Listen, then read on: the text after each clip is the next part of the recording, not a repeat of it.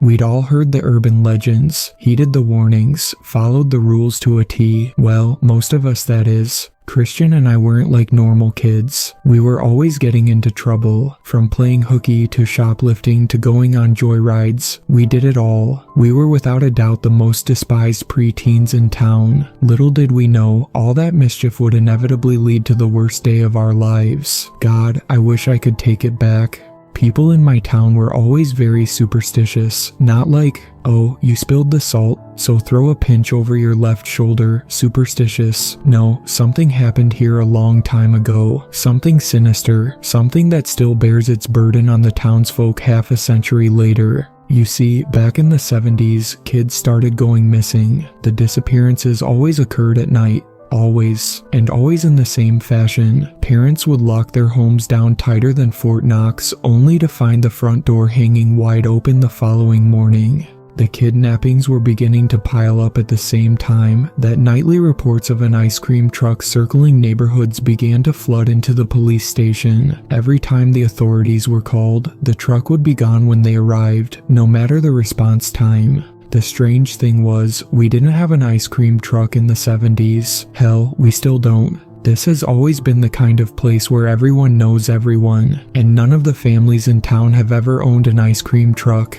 Naturally, people began to associate the truck with the disappearances. Obviously, people tried to catch the mysterious abductor behind the wheel. That's when the adults started going missing. No one who confronted the driver was ever seen again. The fear was beginning to reach a boiling point. People panicked. Families with children started packing their things. Even some people without families at all were looking at relocating. And then, just when nearly half the population was about to split, it stopped. The almost nightly kidnappings, the sightings of the ice cream truck, all of it. The townsfolk never truly recovered. I mean, how could they after that? Most families of the victims moved away, eventually losing any hope of ever seeing their loved ones again. Can't say I blame them. I wouldn't have stuck around after that either. The ones who did stay grew paranoid, so they did everything in their power to ensure that nothing similar would ever happen again. That, unfortunately, manifested into an extremely strict set of rules. Girls aren't allowed to walk anywhere alone. The doors and windows to every house must remain locked at all times. And of course, no one is allowed outside after dark for any reason. The town shuts down well before sundown, as a not-so-subtle reminder. Growing up, I always thought the stories were bullshit. I thought it was just another lazy excuse for parents to keep a close eye on their children, to prevent us from causing mayhem. I should have listened. Sarah, for the last time, I'm not sneaking out with you tonight. You know the rules, Christian whispered, tapping the eraser on his pencil against his notebook absent-mindedly. Come on, this is the one rule we haven't broken yet. You've spray-painted Officer Dawkins's police cruiser, and this is what you're afraid of. I'm not scared. This is different. It's something sacred. You've lived here for just as long as I have. You should know that. He hissed, pretending to dial into Mrs. Huckabee's mind-numbing lecture on mitosis. Aren't you at least a little curious? You can't seriously tell me that you've never wondered about going out at night. There's gotta be something more than they're letting on. Sarah, I'm not going with you. If you want to risk your life by going out after dark, go right ahead. But leave me out of it, Christian said with a stern finality in his tone. I'd never seen him so serious about anything before, and that frightened me. We muddled through the remainder of the class in silence. Christian gave me the cold shoulder all day. I was beginning to wonder if I'd overstepped. I'll give it some time to blow over.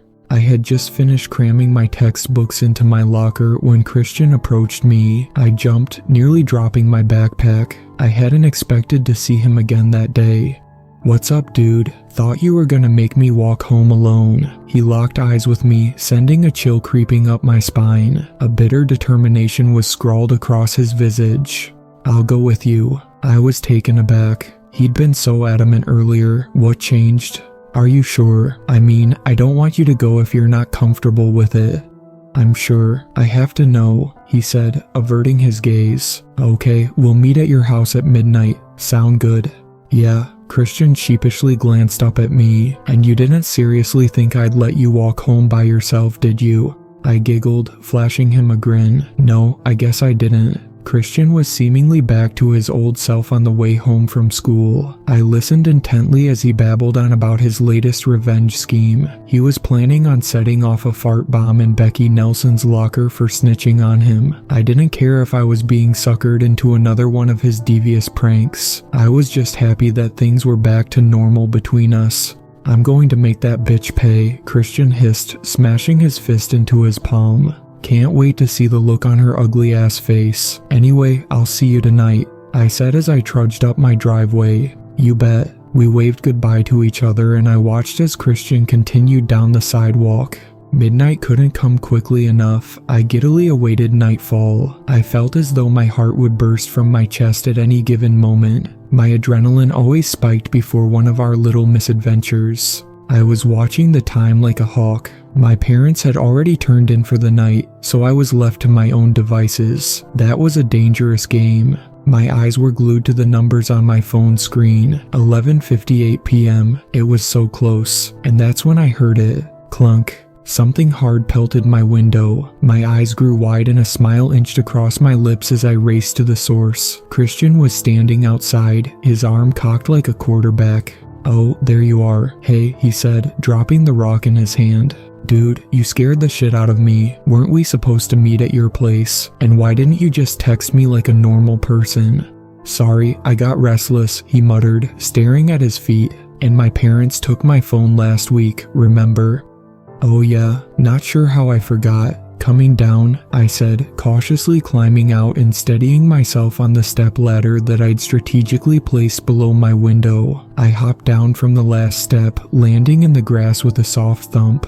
Ready? I asked, eager to set off. Yeah, let's go, Christian said, taking my hand. I blushed and he quickly recoiled. Even in the dim, yellow light provided by the street lamps, I could tell that his face was bright red. I'm sorry, I didn't mean to do that. I just want to get going is all. No, you're good, I get it. There was a long, awkward pause before Christian spoke up. So where are we going? I don't know, I hadn't thought this far ahead. Where do you want to go? How about the park? Might be kind of fun with no kids around. The park it is. Lead the way, I said, dramatically extending my arm. A big, goofy grin plastered itself on Christian's face as he willingly obliged. We walked in silence, drinking in the scene around us. We passed by dozens of houses, their looming presence lending an unsettling air to the stillness of the night. The faint light cast an eerie glow that glinted off their windows, making my blood run cold. Another strange thing I noticed was that it was deathly quiet. The only sounds we heard were our own light footfalls against the pavement and the blood rushing in our ears. There were no noises from creatures of the night, no bugs, no frogs, nothing. We couldn't even hear any crickets chirping, and that sent a chill down my spine. I was sweating bullets by the time we arrived at the playground. Christian looked unfazed, but I highly suspected that he was putting on a front. Don't get me wrong, Christian was one tough cookie, but truth be told, I was the braver of the two of us. Usually, if I was feeling on edge, he'd be 10 times worse off. We plopped down on adjacent swings. I cringed as the rusted metal swing set creaked and groaned under our weight. Even though we were alone, I couldn't shake the feeling that we were being watched. Like something sinister knew we were there. I shuddered at the thought that something evil might be lurking in the darkness, waiting for the perfect moment to strike. I told myself that I was freaking out over nothing, but I couldn't stop intermittently peeking into the shadow-veiled trees behind us. I was seriously beginning to regret leaving the safety of my home. So Sarah, is it just me, or is this place, this town, does it feel like there's a presence? You know, like we're not the only ones out here. He kept his voice hushed like he was afraid that someone else would hear him. Yeah, I feel it too. It's really creepy, I said, sensing the oppressive weight of that feeling slightly lift from my shoulders. It was nice to know that Christian felt it too. Christian stared into the mulch at our feet. He looked lost in thought, as if his body was there, but his mind was in some far-off dimension. You know, I wasn't originally planning to come with you. There's a reason that I chose to come out tonight." He sighed, a weary ambition written across his features. There was something he was hiding from me, but I could sense that he was slowly mustering up the courage to tell me what it was. "So, I know you've heard all the stories about the ice cream truck that went around abducting kids in the 70s, and I know that you think it's all a pile of steaming horseshit, but it's not." He paused, searching my face for a reaction. "How can you be so sure? We weren't alive back then, so..." "My uncle was one of the children who were kidnapped." My heart plummeted into my gut, not only for the fact that Christian was related to someone who was taken, but that the stories were true. "Christian, I'm so sorry. I didn't know.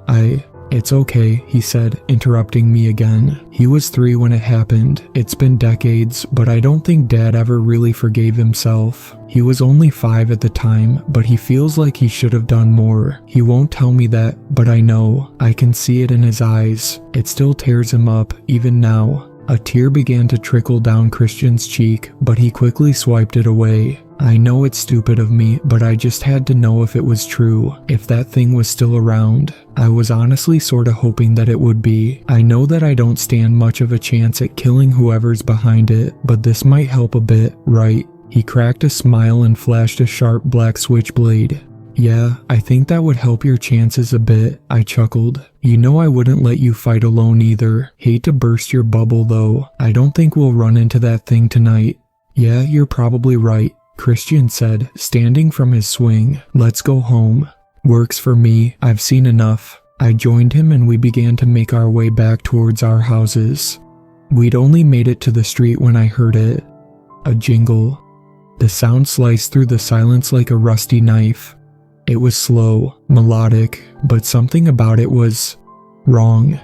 Christian and I glanced at each other, eyes wide as saucers. My heart thumped furiously against my chest as it grew closer. It blared the tune of London Bridge is falling down, intertwined with the sound of a jack-in-the-box cranking up, sending waves of panic rippling through me at every interval. And then it slowly rolled into view. A white truck rounded the corner to the street we were standing on. A comically large pink ice cream cone was perched atop it, facing the sky like a rocket ready for liftoff. The windows were tinted to the point that I couldn't see who or what was behind the wheel. I wanted to run, to scream, to hide, anything, but I was paralyzed with fear. The truck crept closer and closer, dread seeped into my bones. I didn't know what to do. Eventually, it passed. I gawked at it, drinking in all the different selections pasted on the side, and then it stopped, directly in front of us. The music cut out, bathing the night in that all-encompassing silence. My breath hitched in my throat, waiting for something to happen. Without warning, the back doors of the ice cream truck swung open.